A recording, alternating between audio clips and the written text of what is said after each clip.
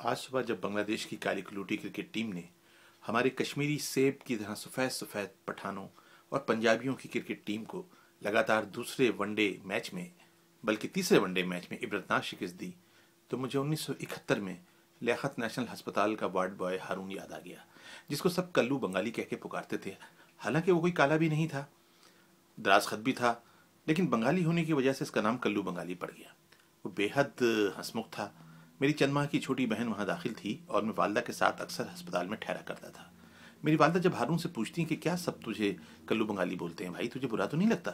تو وہ کہتا یہ لوگ ہم کو غریب ہی نہیں لاچار بھی سمجھتے ہیں، لیکن اب مجیب الیکشن جیت گیا ہے، جیسے ہی وہ پاکستان کا وزیر اعظم بنے گا ہم اپنے مشرقی پاکستان واپس چلا جائے گا۔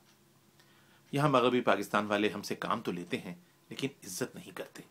1971 میں پاکستان نے شیخ مجیب الرحمان کو اکثریت حاصل کرنے کے باوجود اقتدار منتقل نہیں کیا اور بنگالیوں کو کالا کلوٹا اور کمتر جان کر اقتدار سے دور رکھنے کی کوشش کرنے کا انجام پاکستان ہی کے دو لخت ہونے کی وجہ بنا، اور وہاں کالے کلوٹے شیخ مجیب الرحمان کی پارٹی نے حکومت بنا لی۔ یہ کالے کلوٹے کا ذکر اس لیے آ گیا کہ پاکستان مسلم لیگ سندھ کے ایک اہم رہنما سلیم ضیاء نے اس ہفتے کراچی کی مختص 2 نشستوں پر ایم کیو ایم کی مسلسل کامیابی کے حوالے سے ایک پروگرام میں فرمایا کہ کشمیری تو خوبصورت گورے ہوتے ہیں لیکن کراچی میں ان کی نشستوں کے ووٹر کالے کلوٹے مہاجر ہوتے ہیں۔ حالانکہ یہ بات غلط تھی، کشمیر کی نشستوں پر مقامی کشمیری ہی ووٹ ڈالتے ہیں اور وہ کراچی کے مختلف محلوں میں مہاجر برادری کے ساتھ رہنے کی وجہ سے متحدہ کے ووٹر بن چکے ہوتے ہیں۔ بات دراصل اس مائنڈ سیٹ کی ہے جو اس بات کے باوجود کہ ہمارے آقا نامدار صلی اللہ علیہ وآلہ وسلم کی کملی بھی کالی تھی، آغاز اسلام سے اسلامی لشکروں کے پرچم کا رنگ بھی سیاہ ہوتا تھا، اور یہ کہ نبی کریم نے اپنے آخری حج کے خطبے کے موقع پر واضح طور پر یہ پیغام دیا تھا کہ کسی گورے کو کالے پر ترجیح نہیں دی جائے گی۔ لیکن ہمارے ہاں کالے رنگ کو گھٹیا ہی سمجھا جاتا رہا ہے، جیسا کہ بنگالیوں کو سمجھا گیا۔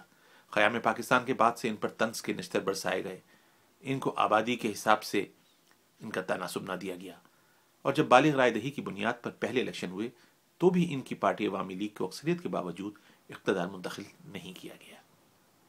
نتیجہ پاکستانی فوجی ہتھیار ڈالنے اور بنگلہ دیش کے قیام کی صورت میں سامنے آیا۔ اب 40 سال بعد کالے کلوٹے بنگالیوں کی کرنسی جو کبھی ٹکے ٹکے ذلیل کرنے کے لیے بولی جاتی تھی، مارکیٹ میں پاکستان سے بھی زیادہ مستحکم ہے۔ دنیا میں ٹیکسٹائل کی برآمدات میں پاکستان بنگلہ دیش سے پیچھے رہ گیا ہے۔ آج امریکہ، کینیڈا کے ہر چھوٹے بڑے ڈپارٹمنٹل اسٹور میں بنگلہ دیش کے ملبوسات مہنگے داموں فروخت ہوتے ہیں۔ گو کہ ہم پاکستانی کو ان کو خریدتے ہوئے شرم محسوس ہوتی ہے، لیکن یہ شرم ہمارے عسکری اور انتظامی اداروں کو آنی چاہیے جنہوں نے ہمارا ایک بازو اپنے تعصب کی آنکھ کی وجہ سے کھو دیا۔ آج وہ بنگالی بابو جو ٹھیلے پر مٹھائی، چورن یا ٹافیاں بیچنے ہماری گلیوں میں آتے تھے اور ہم بنگالی بابو گنجا کے نعرے لگایا کرتے تھے اور ان کا مذاق اڑاتے تھے، وہ بنگالی بابو نیو یارک کے مینہٹن کی 90% کیوس، اور جس کو اپنی زبان میں ہم ٹھیلے کہہ سکتے ہیں کہ مالک ہیں۔ دیسی ریسٹورانٹوں میں اکثریت کالے کلوٹے بنگالی مالکوں کی ہے، جہاں پاکستانی کام کرتے ہیں اور پاکستانی سرخ و سفید خوبصورت لوگ کھانا کھا کر ان کو بل ادا کرتے ہیں۔ دیار غیر میں پاکستانی سے زیادہ بہتر تعلیم حاصل کر کے نہ صرف اچھی ملازمتیں بلکہ نیم سرکاری اداروں اور امیگریشن کے محکموں تک رسائی اختیار کر چکے ہیں، لیکن پاکستان کی اشرافیہ نے کچھ نہیں سیکھا ہے۔ پاکستان ترقی معکوس کا شکار ہے، لیکن کراچی جیسے معاشی ہب پر قبضہ کرنے کے لیے یہاں کی جمہوری قوت ایم کیو ایم کو بدنام کرنے کی سازش اس کی پیدائش کے ساتھ ہی جاری ہے۔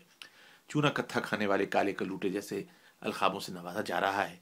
1992 سے لے کر آج تک 3 مرتبہ خون آشیم آپریشن کر کے مہاجر ووٹوں کے فیصلوں کا مذاق اڑایا جا رہا ہے۔ کوئی مظلوموں کو مار کر سڑکوں پر پھینک رہا ہے اور قتل کا الزام بھی ان کے گلے باندھ رہا ہے، کوئی زندہ لاشوں کا خطاب دے رہا ہے۔ کوئی ان کا دوست نہیں۔ ان بھوکے ننگے کالے کلوٹوں کو یہ باور کرایا جا رہا ہے کہ تم لوگوں کو آباء و اجداد نے پاکستان بنا کر کچھ اچھا نہیں کیا تھا، یہ اچھا کیا تھا لیکن یہاں آ کر غلطی کی تھی۔ یہ ہم کو ہمارے سیاسی فیصلوں اور سیاسی قیادت کو تسلیم کرنے کو تیار نہیں ہے کیونکہ ہم کالے کلوٹے ہیں۔ لیکن ان کو یہ یاد رکھنا ہوگا کہ کالے کلوٹے بنگالیوں نے اب کھیلوں میں بھی کشمیری گلابوں کو 1971 کی یاد دلانا شروع کر دی ہے۔ کہیں ایسا نہ ہو کہ ہاکی کے بعد کرکٹ میں بھی پاکستان ان کالے کلوٹوں سے بھی ہارنے لگ جائے۔ شاید سمجھ میں آ جائے کسی کو میری بات۔